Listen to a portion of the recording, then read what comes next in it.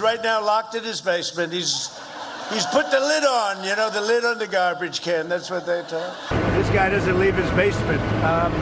He's a pathetic candidate, I will tell you that. And he said that he doesn't do these kind of rallies because of COVID, you know? No, he doesn't do that because nobody shows up. That's why.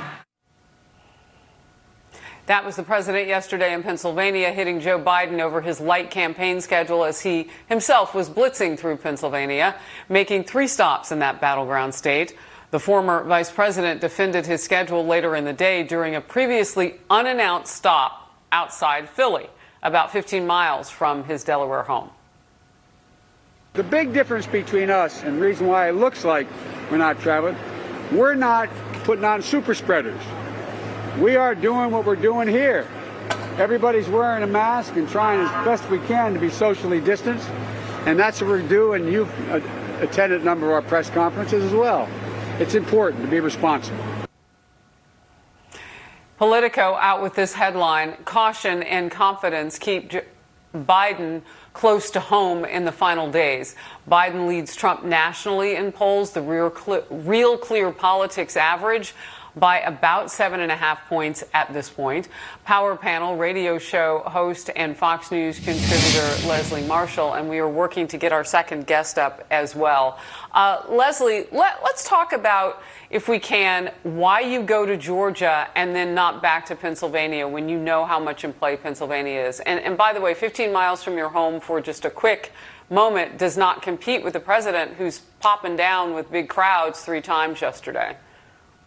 Well, quite frankly, if you look at the numbers, and former Vice President Joe Biden is definitely not in his basement. This next week alone, he's going to be going to Iowa, Wisconsin, Georgia, Florida, and he has been to some of those states before. The fact that you even have a Democratic presidential candidate visiting some of these very typically red states like a Georgia or like a Texas just shows how different this election and this election cycle is, Harris. And I understand that we do have Gianno Caldwell, our Fox News political analyst now. Gianno, I want to get your reaction to what we're seeing today alone. I mean, yesterday was action-packed in Pennsylvania for the President of the United States, and Joe Biden had a speech in his home of Delaware and then a quick pickup a few miles away in Pennsylvania. But today, Joe Biden gets ready to speak in 2 cities in Georgia, and the president's on his way to Michigan. We'll see him in Nebraska. We'll see him in Iowa. Yeah.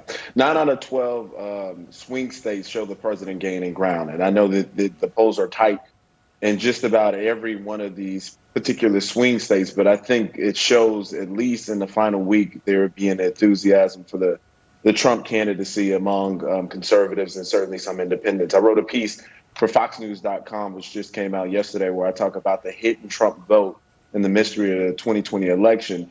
And in places like Texas and Florida, where you see Hispanics actually looking more favorably at the president. And then when you look at just polling in general, you see African-American men and Hispanic men trending up in favor of the president.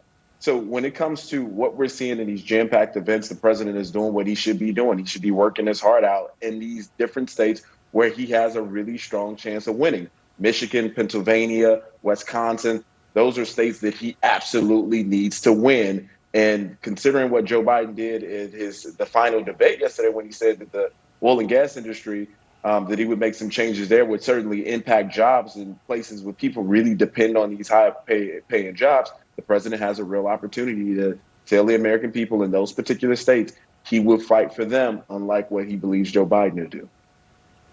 So, Leslie, you know, the president has stepped in some goo on his shoe a couple of times over this idea of fracking and the oil industry, and most recently the last debate. And he has been kind of cleaning it up. No fracking on federal land, so on and so forth. But he's got a running mate that apparently didn't get that message.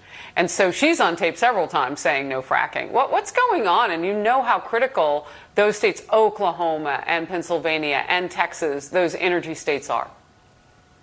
Right now, Harris, I don't think that anybody is going to say, oh, I'm going to vote for or against Joe Biden or Donald Trump based on that one issue and even these states, and the polls even show that. Right now, you have most of the people in the United States have made up their mind. You have millions, more than half in 2016 on Election Day, have already voted. And we are seeing record turnout from both Democrats and Republicans, but Democrats have a slight edge in some states. You know, if I'm Joe Biden, I'm going to keep doing what I'm doing because it's working. Giano mentioned some of the swing states. Let me remind everybody that in Wisconsin, Michigan, Pennsylvania, these are states where Joe Biden is up. The fact we're talking about a tie in Texas and Georgia and how tight it is within margin of error in Ohio should be more worrisome right now if polls are accurate for Donald Trump than Joe Biden.